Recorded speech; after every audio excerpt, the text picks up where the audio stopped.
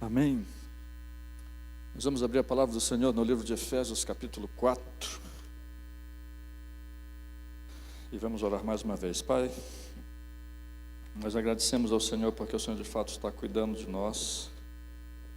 E nós agradecemos porque o Teu Santo Espírito intercede por nós, ora, traduz as nossas orações. E tudo que acabamos de colocar, nós reiteramos, Pai, os pedidos de saúde. Quando ouvimos tantas necessidades, Pai, nós nos lembramos que realmente nós precisamos de um Deus em nossa vida. E que nós a louvamos porque nós temos o único Deus, o Senhor dos Senhores, o Rei dos Reis. E nós dedicamos ao Senhor as nossas vidas e essas necessidades. Em nome de Jesus. Amém. Nós estamos pensando nesses últimos dias, meus irmãos, numa série de reflexões sobre sentimentos da nossa era. O sentimento que vamos pensar hoje, sentimentos que têm crescido na nossa geração. O sentimento que vamos pensar hoje é ira. Vimos nesta semana um homem aplicar 61 socos na sua namorada, na alegação de que passou por um surto psicótico, por um surto claustrofóbico, ficou angustiado naquele elevador e, como consequência, por causa de uma discussão, agiu daquela maneira. É um sentimento muito presente na nossa geração. No Brasil não temos pesquisas ainda. Nos Estados Unidos, na última década, brigas de trânsito aumentaram 400%. De modo geral, nos fóruns de debates psicológicos, ira está presente como de fato um sentimento que tem crescido na nossa geração. Presente, às vezes não visto, porque os irmãos não sabem se eu tive um acesso de ira com a minha esposa, os irmãos não sabem se eu tive um acesso de ira com meu filho. Vão saber quando se tornar notícia grave, caso isso aconteça. Mas isso não significa que aqui entre nós não tenhamos esposas, filhos e maridos também, que sentem no dia a dia o peso da ira. Está mais presente na chamada geração Z, que tem de 18 a 24 anos. Mistura de sentimentos da geração Z, a ira é um dos mais fortes. E a gente percebe esse crescimento como um sentimento de fato da nossa geração, porque é um sentimento mais contagioso que a alegria. Você pode fazer a experiência, até parece divertido, de na fila do supermercado comentar: que dia lindo! E ver se pessoas vão comentar junto com você. E em vez de dizer que dia lindo, diga: essa fila aqui não anda, e aqueles 3 caixas ali que estão fechados, por que não bota a gente para trabalhar? Qual dos dois comentários você acha que vai ter mais resposta? Isso vale até para os comentários de internet. É um sentimento contagioso. Como disse, nos Estados Unidos, na pesquisa feita lá, 70% dos casos, ou melhor, 400% de aumento nos casos de briga de trânsito. 70% é uma pesquisa no Brasil que diz que os casos de violência doméstica, 70% deles começaram com uma discussão boba. Nessa semana também recebemos também notícias de um filho que matou a mãe. Ocultou o corpo, deixou o carro abandonado, tirou as roupas do corpo da mãe para dar a impressão de que havia sido outro tipo de crime, para tirar a parte dele de culpa possível naquela situação. Isso é tão sério que quem trabalha com investigação criminal, o primeiro suspeito é sempre quem? A família. Se alguém morre, a não ser numa situação clara de assalto, e é mesmo quando há indícios de assalto, o primeiro suspeito é sempre alguém de perto. A maior parte dos crimes são cometidos por pessoas de perto, bem de perto. Portanto, é um sentimento muito, muito presente. Tão presente, e não apenas na nossa geração, a sensação que nós temos é de que houve um aumento na nossa geração, mas o que houve foi a diminuição do controle, porque a ira sempre fez parte. Depois do Éden, qual o primeiro pecado? Ira. Caim sente inveja, e aquela inveja, um sentimento aparentemente bobo, um sentimento aparentemente inocente no sentido de que não provoca algo maior, gera uma ira profunda e leva Caim a fazer o que se tem feito desde então. Leva Caim a cometer o primeiro homicídio motivado pela ira. Portanto, é um sentimento que está presente na história da humanidade. E Efésios 4, a partir do versículo 25,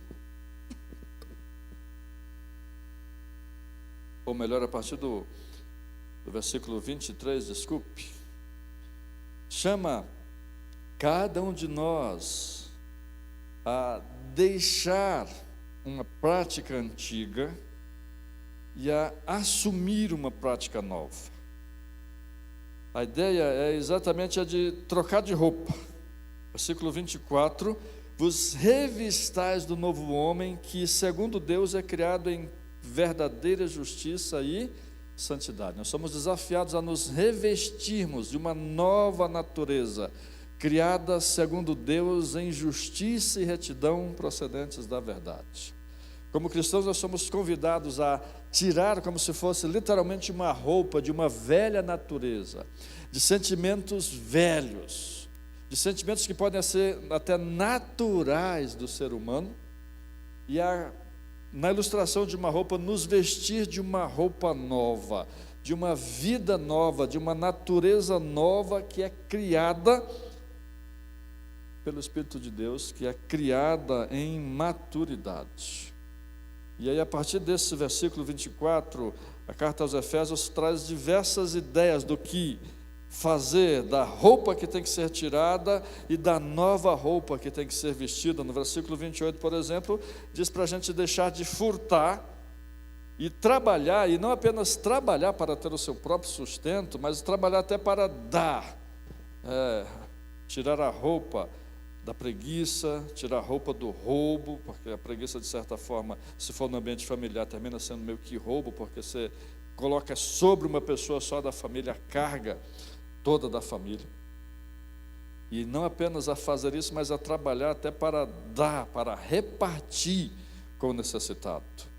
No versículo 29, a ideia é de despir-se de um palavreado torpe, de palavras que não edificam, de palavras de baixo calão, de mentira até, palavras sujas, e usar unicamente uma linguagem que edifique, uma linguagem que seja de acordo com a necessidade para edificação, transmitindo graça. Portanto, quando Efésios 4 vai falar de ira, quando Efésios 4 fala de ira, a ideia é de que é um teste da maturidade cristã. Você não pode dizer que é maduro na fé se ainda tem explosões de ira. Você não pode dizer que é maduro na fé se parece mais com Caim do que com Abel. E aí esse é o texto específico sobre ira que vamos pensar, versículo 26 e 27. Fiquem irados e não pequem. Não deixem que o sol se ponha sobre a ira de vocês. Primeiro nós precisamos entender que quando a Bíblia diz fiquem irados, ela não está mandando irar-se. ela está, a tradução correta, a tradução que melhor se aplica para o nosso português é: quando vocês ficarem irados, porque você vai ficar irado, não tem como não ficar, e a ira inclusive tem alguns aspectos que são bons. Se você não sente ira, você não é capaz de mudar. Se você não sente ira, você não é capaz de querer justiça. A busca da justiça é procedente de uma certa ira, é procedente desse sentimento de inconformismo, desse sentimento de que algo foi ferido, de que você foi ferido, de que um direito seu foi ferido. Então, o próprio Jesus sentiu-se irado ao episódio em que ele entra no templo e ele expulsa os cambistas que estavam trocando as moedas, expulsa os que vendiam coisas no templo, uma ira. O próprio Deus é apresentado como aquele que tem ira santa. Então o texto não é fiquem irados, mas o sentido é quando vocês ficarem irados, não pequem. Separe essa ira que é uma fome e uma sede de justiça. Separem essa ira que é um desejo de que as coisas sejam melhores. Separe essa ira que é um desejo de que a injustiça seja corrigida. Da ira que leva a dar 61 socos na namorada. Da ira que fere dentro de casa. Da ira que fere quem está numa posição abaixo de você. Da ira que, em vez de resolver a injustiça, provoca a injustiça. Cuidado quando ficar irado, para que esta ira não provoque pecado. É a ira que a gente precisa ver na vida de Moisés. Moisés era apresentado como o homem mais manso. Mas de um belo dia, as pessoas o provocam tanto, ele podia dizer isso, que ele se ira de uma forma inexplicável para o puro Moisés. No primeiro episódio, ele havia recebido a ordem de Deus para bater numa pedra, e aquela pedra produziu água. No segundo episódio, ele é orientado por Deus pela relação que ele tinha com Deus. Moisés teve uma relação com Deus que ser humano nenhum teve. Ninguém teve uma relação tão próxima de Deus como Moisés. Moisés viu a glória de Deus como ninguém mais vivo viu. E a ordem era: vá lá e diga para a pedra dar água. Nem toque, nem faça nada. Mas Moisés, tão irado, tão chateado com as reclamações do seu povo, ele desobedece ao Senhor, aparentemente uma desobediência simples. Em vez de falar, ele descarrega a sua ira naquela cajadada na pedra. Sim, provavelmente ele ficou mais leve depois da cajadada. Provavelmente aquilo serviu como forma de superar a ira. Mas ele desonrou ao Senhor, ele pecou por desobedecer ao Senhor. É a ideia de quando vocês se irarem, não pequem. É a ideia de que se você ficar irado, tenha cuidado para não produzir o que vem na sequência, que é o pecado. E a forma que temos de fazer isso, no próprio versículo 26 que está na tela, é não deixar o sol se pôr sobre a ira.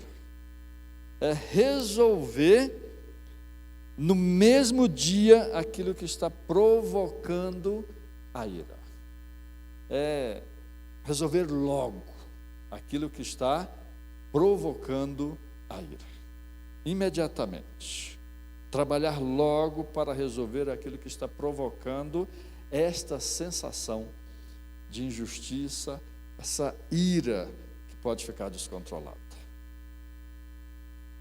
O costume judaico era esse, os judeus tinham sim esse costume de não dormir com algum sentimento de ira no coração. Era um costume baseado no livro de Salmos, capítulo 4, versículo 4, de onde vem literalmente o texto do versículo 26. Literalmente vem desse texto, do Salmo 4:4. Consultem no coração os pensamentos e durmam bem. Consultem no coração, consultem no travesseiro tudo que estiver no coração, para que você possa dormir bem, para que você possa, de fato, descansar. Não se ponha o sol sobre a vossa ira. Vem daí, vem esse costume judaico. Mas isso significa, usando uma linguagem da cozinha, não marinar a ira, né? Significa que você não vai, assim como você pega uma carne e coloca de um dia para o outro, para ela pegar sabor, significa que você não vai deixar essa ira marinando, pegando sabor e crescendo e se desenvolvendo a ponto de, no momento, gerar essa explosão dentro de casa. E por que que geralmente a ira explode dentro de casa? Não devia ser o contrário? A gente devia ter muito mais controle em casa, porque em casa são onde estão as pessoas que nós amamos. Essa foi uma experiência do pastor Simval Coelho Marinho, numa ocasião que o Espírito Santo falou claramente com ele. Ele tinha uma Kombi velha e 4 filhos, e aquela pressa de sair para... O pastor não pode chegar atrasado no culto, o pastor tem que chegar no mínimo 15 minutos antes, ele colocando todo mundo para dentro daquela Kombi para ver se não atrasava, e 3 moças, mais a esposa, só um homem, além dos meninos, só um homem, só um filho, coisa meio atrasada. Ele vê uma das crianças e ele diz, vamos, e empurra aquela criança dentro da Kombi, e quando ele empurra, ele vê que não era sua filha, era uma amiga da sua filha, que estava sendo convidada para o culto. Mas ele pede tantas desculpas, ele se apavora tanto, ele fica tão cheio de dedos naquela situação, mas o Espírito Santo fala com ele, como fala conosco agora. Quer dizer que se fosse a sua filha, você podia agir assim? Nós não devemos agir assim com ninguém, mas se for colocar na balança, não seria com o filho que a gente agiria. Se tivesse que agir, não temos, entenda a lógica, não temos que agir. Mas com o estranho,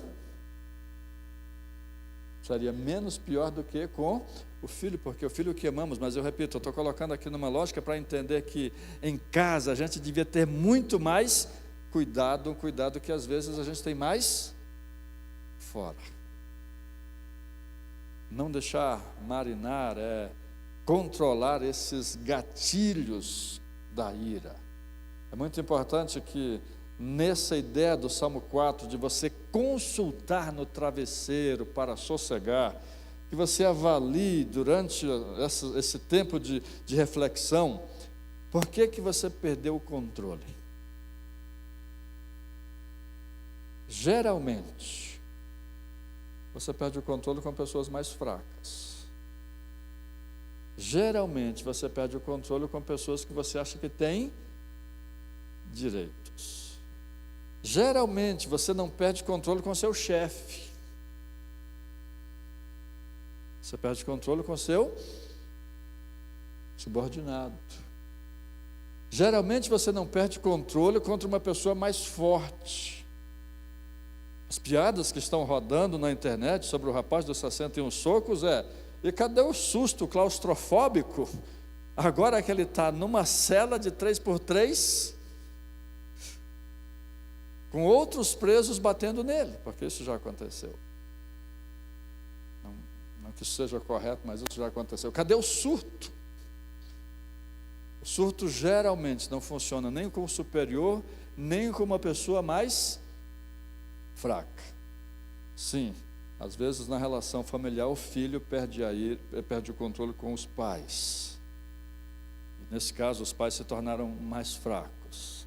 Foi uma das lições que Karen aprendeu muito cedo e sempre me ensinou. Cuidado com a guerra do poder, porque se você perde a calma, você perde a razão. E às vezes, na relação com filhos, é uma guerra de quem é mais forte. Mas eu volto a continuar aqui. A ideia do Salmo 4 é de você, inclusive, analisar como chega aquela situação, o que acontece antes, quais são os episódios, quais são as quebras, quais são as situações que provocam a ira. Analisando esses gatilhos, você é capaz de aprender a controlar. Que essa é a ideia de consultar um travesseiro, o coração e sossegar. Hoje eu gritei com tal pessoa, mas por quê? Hoje eu buzinei no trânsito e levantei o dedo do meio. Por quê? O que eu ganhei? O que aquilo provocou tanto em mim? E não podemos esquecer, nessa ideia de consultar no travesseiro o coração e sossegar, que a ira não se manifesta só na violência verbal ou na violência física. A ira se manifesta às vezes no choro. Mulheres entendem isso muito bem, porque às vezes tudo que podem fazer é chorar, mas é um choro de raiva, é um choro de inconformismo, é um choro de impotência, é um choro que diz: eu só posso chorar, mas se eu pudesse fazer outra coisa, e o pior é que eu não posso. Isso parece que mais aumenta a ira. Consultar é perceber quando essa ira se torna pecado. Voltando para Efésios 4:26 mesmo, desculpe.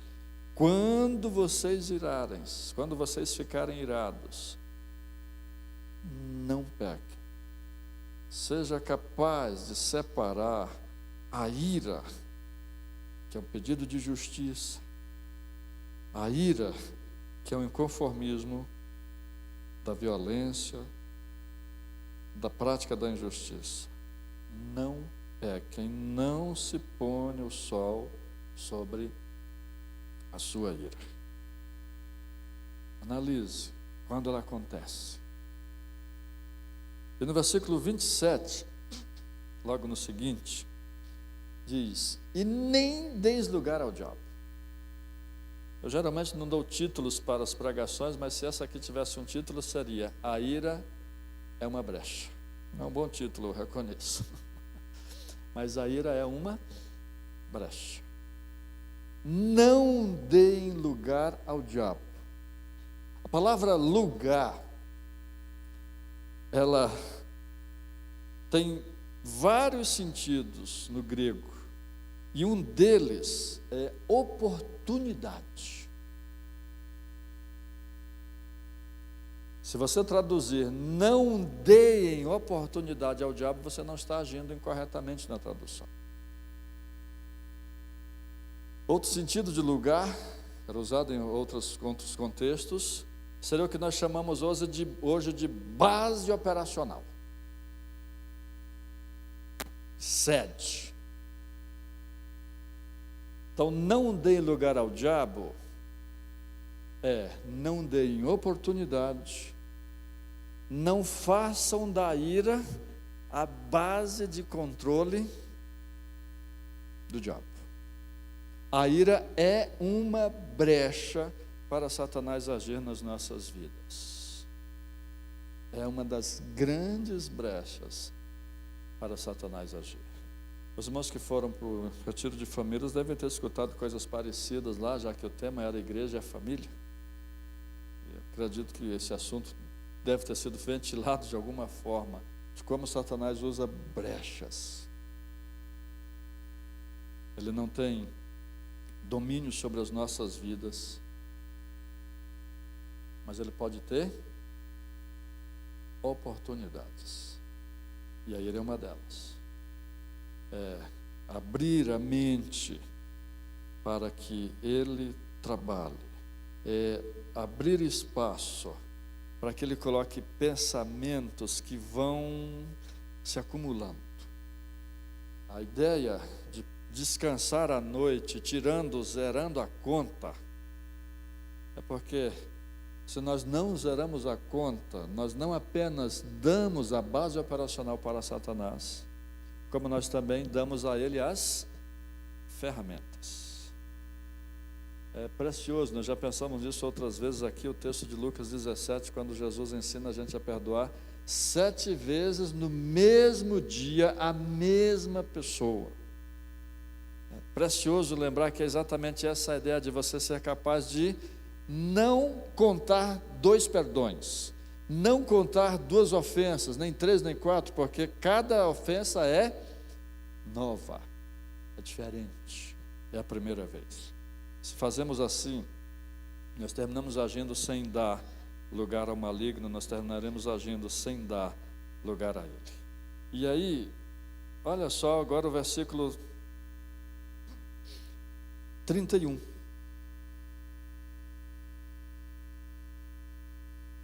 Que não haja no meio de vocês qualquer amargura, indignação, ira, gritaria e blasfêmia, como qualquer maldade. Ira aparece de novo no versículo 31, e agora aparece no meio de diversos sentimentos que geralmente realmente andam juntos com a ira, como amargura, como indignação, como gritaria, como blasfêmia, xingamentos. São sentimentos que realmente fazem parte da ira. Mas há 2 iras então no texto de Efésios 4, e nós somos desafiados a vencer ambas, nós somos desafiados a vencer as 2 iras. No versículo 26, é a fúria dos 61 socos.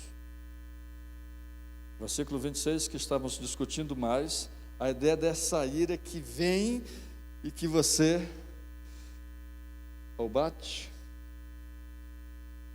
ou grita, de forma muito ofensiva. No versículo 31, não é a fúria. A ideia, a palavra para ira no versículo 31, às vezes significava até vinho. Era uma palavra usada em grego até para vinho. Ou seja, é passageiro. É aquele momento assim mais eufórico, mais agitado. Mas momento, não é a permanência da fúria do versículo 26. Nos ajuda a pensar em ter a necessidade de buscar o Espírito Santo de Deus, como cantamos agora, pedindo que que o Espírito Santo nos ajude, que o Espírito Santo nos ajude nas nossas fraquezas. Nos ajuda a pensar que há tanto a ira grande, da violência, quanto a ira que não gera violência, só gera amargura, só gera falta de relacionamento, só gera indignação. Pessoas que até têm indiferença, pessoas que até dizem, olha, ninguém me ofende a segunda vez, porque ninguém tem a liberdade de me ofender a segunda vez. Não é que eu perdoo, não.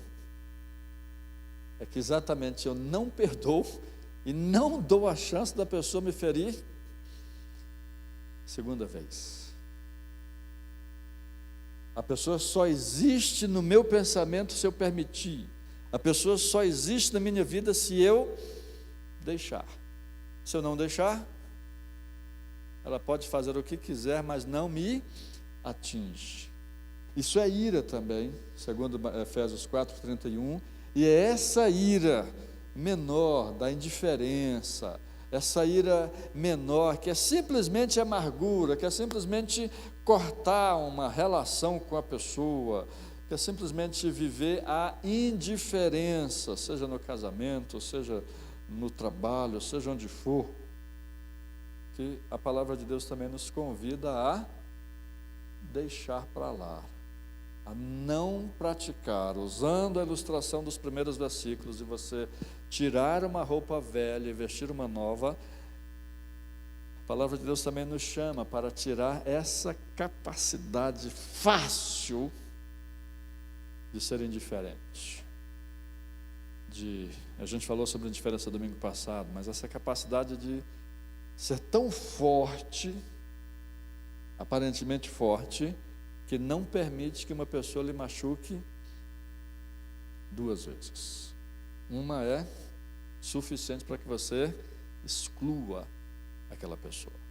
As duas iras, os dois tipos de ira, são então condenados, embora sejam tão presentes na nossa vida.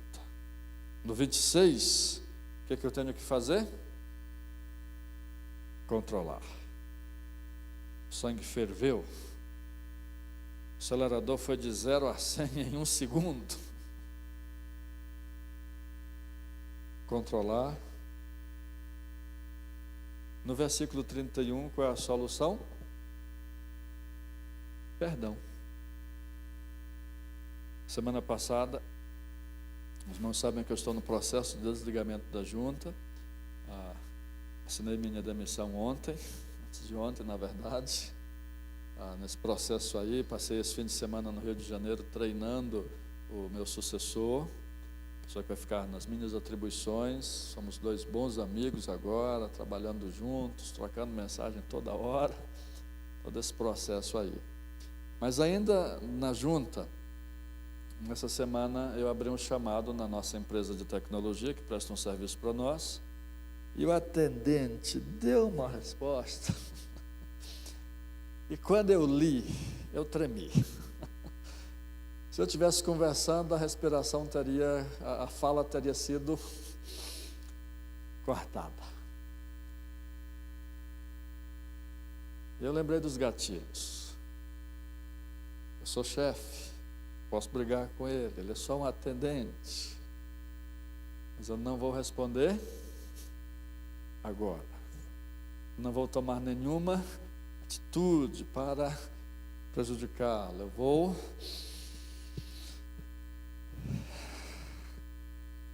respirar. Não vou dar lugar ao diabo. Eu consegui dessa vez. Dessa vez eu consegui. E é o que a palavra nos chama. Eu quero trazer um pregador aqui que fala muito bem, pastor William Salgado. Mas ele conta uma experiência de como o Senhor trabalhou isso na vida dele, de quando ele foi cancelar um contrato num banco e a atendente falava só não. Ele conta isso com muita graça. Eu vou estragar quando ele vier aqui para contar que foi preciso a segurança tirá-lo. Ele perdeu o controle. Um pastor, amigo nosso, perdeu o controle. O Espírito Santo trabalhou na vida dele e no dia seguinte ele foi lá para pedir perdão. Quem disse que o segurança deixava ele entrar? Ele explicou o que ia fazer, que só ia pedir perdão como pastor, como servo de Deus, mas o segurança foi o tempo todo junto com ele, porque podia ser que, pelo que ele fez no dia anterior, ele não pedisse perdão. Demorou, foi depois que ele saiu. A ideia é de que a gente possa deixar tanto o Espírito trabalhar na nossa vida, que não precise ser no dia seguinte, que ali na hora você seja capaz de controlar. Que a gente fale na fila do supermercado, como eu disse no começo, só que o dia está bonito. Se ninguém comentar, não tem problema. Mas que a gente não aproveite para falar que tem 3 caixas fechadas, é que isso é um absurdo. Que ira a gente resolve em oração e não nos grupos de WhatsApp. Que ira a gente resolva, às vezes até só. Às vezes nem precisando conversar. Porque às vezes a conversa, ela é tentativa de controle não da ira, mas da pessoa. É manipulação da pessoa e não da ira. E embora a ira possa também estar presente na vida das mulheres, a mulher não daria 61 socos naquele elevador, não. Somos nós que temos força física, homens, que pesa sobre nós uma responsabilidade muito grande. Nós temos duas vantagens sobre as mulheres em relação a isso. Primeiro, a força física. Pesa sobre nós uma responsabilidade muito grande de controle, meus irmãos. Pesa sobre nós. A segunda é que nós não nos incomodamos tanto com o que ouvimos. As mulheres não. As mulheres têm sua capacidade verbal mais desenvolvida e por isso elas não apenas falam mais, como elas também se ofendem mais com palavreado. Tanto que a tentação das mulheres não é no olhar, a tentação das mulheres é no ouvido. O homem é atraído pelo que vê, a mulher é atraída pelo que ouve. Então pesa assim, meus irmãos, sobre nós, homens, uma grande responsabilidade de não usar nem a força, nem a língua, a boca, para matar, para ferir. Sim, a ira tem se tornado um sentimento cada dia menos controlado na nossa geração. E desde Caim. Mas nós podemos mudar. Como? Já refletimos. Mas principalmente fazendo a canção. Espírito Santo, olha para mim. Espírito Santo, olha para dentro de mim. É o que nós vamos fazer agora. Eu convido você a curvar a sua cabeça e orar.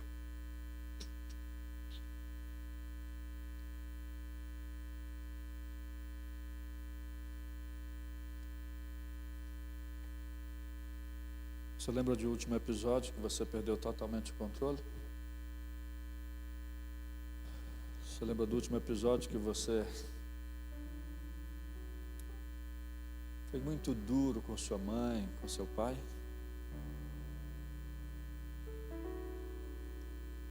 Você lembra do último episódio que você foi muito duro com seus filhos, com seu esposo ou esposa, com seu empregado?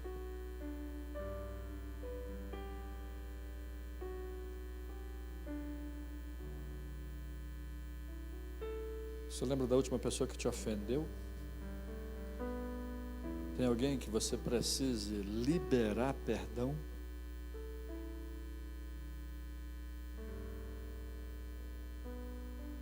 O Senhor fale ao seu coração agora e nos leve a cumprir o que Efésios diz, de deixarmos uma roupa, um sentimento velho, e a nos revestirmos do novo de Jesus, do seu Santo Espírito.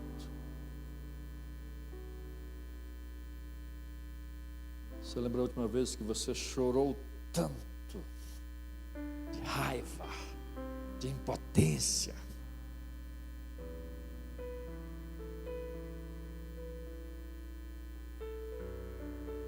Nós podemos controlar, meus irmãos, e a nossa vida será muito, muito melhor. No trânsito, no trabalho e na família.